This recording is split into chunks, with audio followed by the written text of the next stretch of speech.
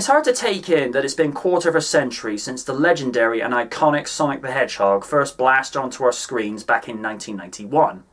He's gone from the Genesis, which is the Mega Drive in Europe and Japan, to the Dreamcast, to the GameCube, the PS2, PS3, the Xbox and the Xbox 360, and the Nintendo Wii.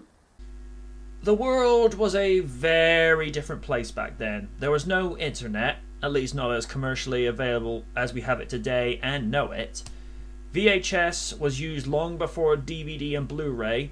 There was no Netflix. You had to go to the rental stores to rent movies, which, to be honest, I kind of prefer, as it gets you out of the house and all that jazz.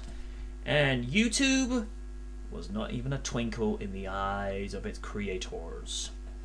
It was a simpler time where you made up your own stories whilst getting the characters from A to B in the games. And to be honest, I think that works better because that allows you to use your imagination more. But that's just my opinion, take it for what you will.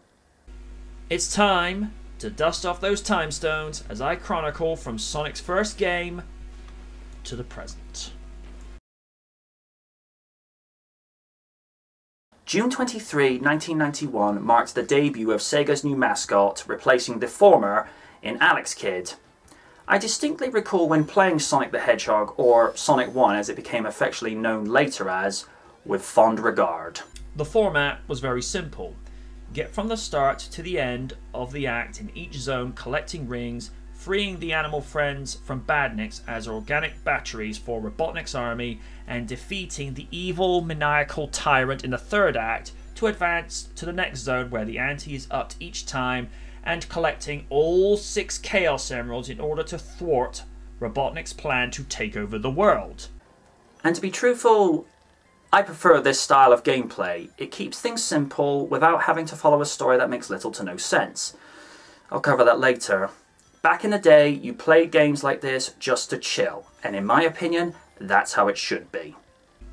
The designs were colourful, vibrant, and the soundtrack, despite being a product of its time, is still enjoyable to this day, particularly with the Green Hill Zone. It's a pleasant and upbeat track that suits the background of the theme with its serene play on natural beauty to green pastures, waterfalls, and gorgeous visuals with the rock structures. I can only presume that Sega expanded on this formula a year later for Sonic 2, as when you look at Emerald Hill Zone, it has a much more coastal look to it. Some have said over the years that this is the easiest of the 16-bit era games, whereas I am inclined to disagree. I found that the gameplay style and mechanics were very hard to adapt to, as you had to find ways of increasing your momentum, and this is especially difficult in Labyrinth Zone and Marble Zone respectively, because when you're dealing with water with a character that's best known for speed, well, I need not go on.